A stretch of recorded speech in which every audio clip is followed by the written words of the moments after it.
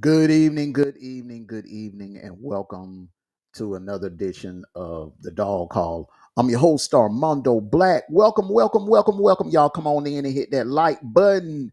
It is Monday night, and you know what time it is. You know what time it is. It is time for the SEC Top 5 Rankings. The SEC Top 5 Rankings, and we're going to go ahead and get it started here. But one thing, let me explain to you all. My rankings are different from other people's rankings. The difference between my rankings and other people's rankings, other people put emotions and stats. They consider emotions, their personal emotions and stats of the teams. Well, the thing about it is stats only matter when you what also matters is you could, yes, you could put up stats, but it's who you're putting the stats up against, okay, and the level of competition that you've been playing against. So some people misconstrued, they'll put a certain team up on a pedestal when they haven't really been tested by any of their recent opponents. So today, I'm going to present my top 5. Everybody has their differences, opinions. I have mine, and this is my top 5 ranking going into week 8. And what a week 7 we had. We had some upsets. We had some great finishes, some nail biters. We also had a surprise coaching fire. For those of you that don't know, James Franklin was let go by the University of Penn State. So let's go ahead. Let's get into it. My top 5 rankings for this week. And can I get a drum roll, please? Can I get a drum roll, please?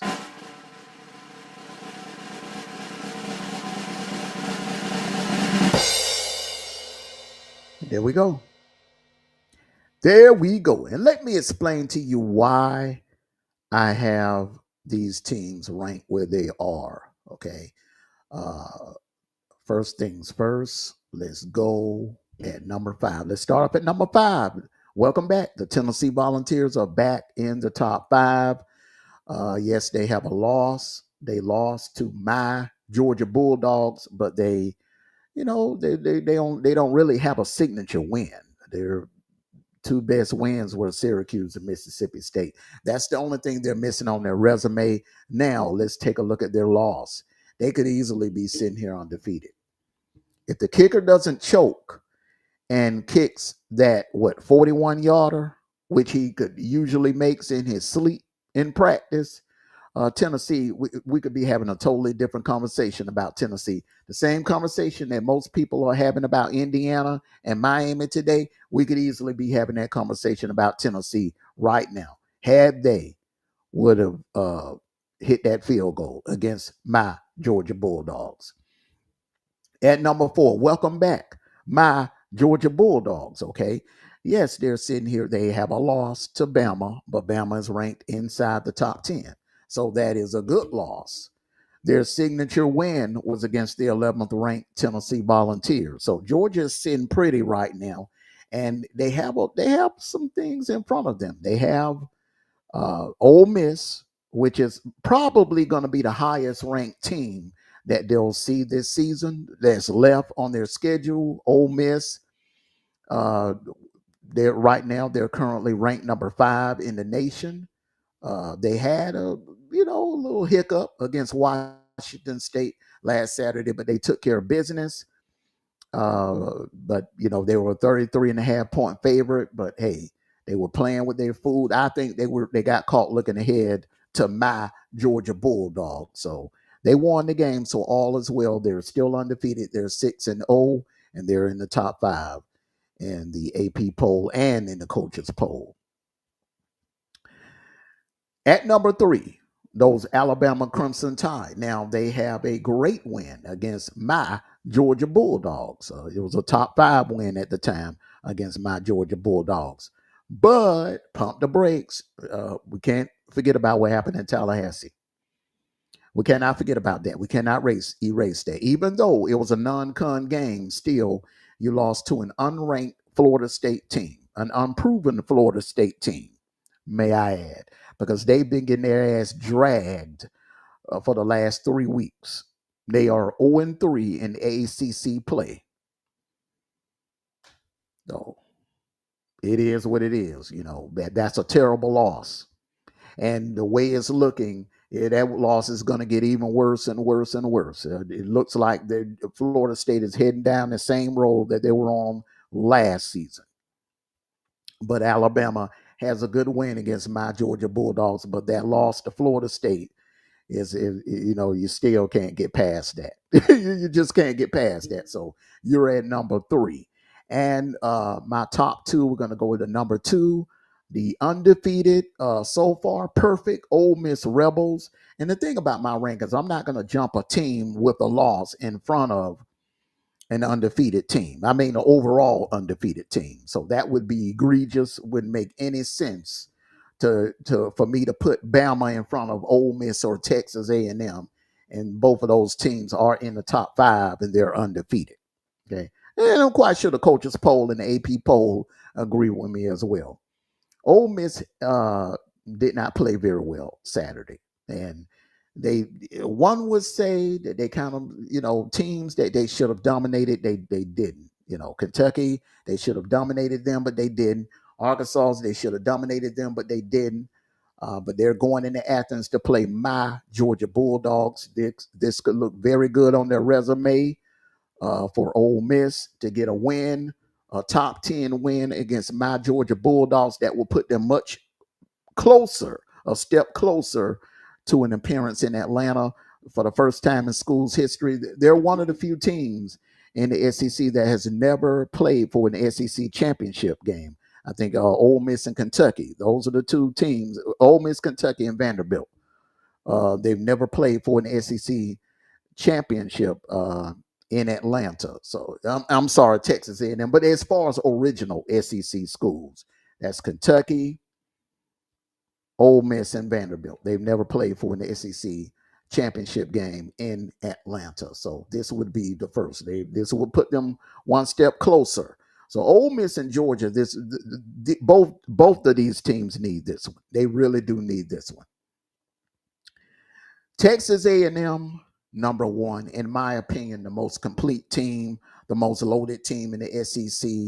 If I had to pick any team in the entire SEC that could be a threat to Ohio State in the playoffs or later on down the line in the playoffs, it would be Texas A&M. They're loaded. They are built to take on a team like Ohio State or Miami. They are solid in the trenches on both sides of the ball. That O line and that D line, they have grown men. They have grown men on the D line. They have grown men on the O line. And like I always say, wars are fought in the air, but they're eventually won on the ground. And championships, that goes for championships as well. Championships are won on the ground in the trenches. And this team is loaded in the trenches. They're deep on the D line. They're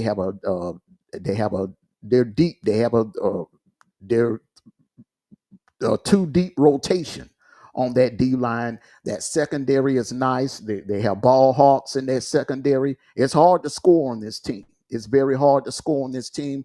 They have an important matchup coming up next Saturday in Death Valley against LSU. These are the types of games that have kept Texas A&M from getting over that hump. They have kept Texas A&M from getting to Atlanta, playing for an SEC crown, and playing, with a chance to go to the playoffs. I think that this Texas A&M team can go to a level that no other Texas A&M team has been on, and man, you got to go back over a half a century. So, yes, I think they won a couple of Big 12 titles, maybe one or two Big 12 titles, but to win the SEC, that is the ultimate goal. That is the ultimate goal. And they have the team, they have the squad to do it. So, in my opinion, they are the most balanced, the most loaded team in the SEC. So, this is my top five. I've given you my reasons for having them where they are. Tennessee, in my opinion, they could easily be undefeated. They have a damn good loss in overtime by a missed field goal. Hey, not a bad loss. Georgia lost to Bama. A lot of people, Bama's inside the top 10. They have a signature win, two signature wins on the road. Auburn and Tennessee are hostile, two very hard venues to win in. They went in there and got the job done. Bama, their signature win, they went into a hostile Sanford Stadium and beat my Georgia Bulldogs. But that one loss, that one blemish on their record against Florida State in Tallahassee is looking worse and worse and worse. It was okay when Florida State was winning and they were ranked inside the top 10, but now they are, they're looking like a carbon copy of Penn State. They're just on the downslide, and that loss looks worse on Bama's record. So Bama have to keep rolling. The tide has to keep rolling. Ole Miss, if they can get past Georgia, then they'll have Florida left. If I'm not mistaken, Oklahoma. So this one right here they need. They need this one right here. They need this one right here, and so does Georgia. If you can remember, Georgia lost 2 games last year. One was to Bama, and the other one was to Ole Miss. And the rule of thumb is you have to take care of business. If they're able to beat Ole Miss, they're in good shape, because what they have left is Florida, Texas, Georgia Tech, Mississippi State, in which all of those games, in my opinion, are winnable. But this is going to be a tough test. This is going to be a tall order. Some sports analysts has Ole Miss favored to win the SEC. So this would be huge, and this would look damn good on Georgia's resume. And Texas A&M, in my opinion, from my eye test, this is the best team in the SEC so far. If I had to pick the best team, in the SEC, in my opinion, is Texas A&M right now. So those are my top 5 rankings. You can leave a comment in the comment section. Let me know if you agree or if you disagree. Hey, leave a comment in the comment section. Let your boy know if you agree or if you disagree. Hey, I want to thank all of you for coming out, and I'll be back on here Wednesday. I will do a preview show on Ole Miss. We'll talk about the Ole Miss game. It is very important. It is imperative. We need this one. We need this one. This is a revenge game, so it should not take much for our guys to get up, for our dogs to get up for this one, because we lost the first test, revenge game against Bama. We lost that one, so we need this one against Ole Miss. We need this one. And Lane Kiffin, what I would love nothing more than my dogs go out there and shut Lane Kiffin's mouth, because he's been doing a lot of yapping. He's been doing a lot of yapping since that loss to Ole Miss. He's been doing a lot of yapping. So hopefully my dogs can shut him and them Ole Miss Rebel fans up Saturday afternoon. So thank you all for coming out. Love and appreciate all of you. If I didn't shout you out personally, please don't take it personal. Just know I love and appreciate all of you for coming and supporting the platform. Thank you all for coming out. Enjoy the rest of your Monday evening. Hey, once again, this is my top 5. Let me know. Drop a comment in the comment section. Let me know if you agree. If you agree with my ranking. So everyone, thank you all for coming out. Peace and blessings. Hit that like button, like, share, and subscribe, everyone. So like I always say, no matter what, win, lose, or draw, from the cradle to the grave, it'll always be go dogs, sick 'em. Woo, woo, woo, woo, woo, woo, woo. Everyone enjoy the rest of your Monday evening.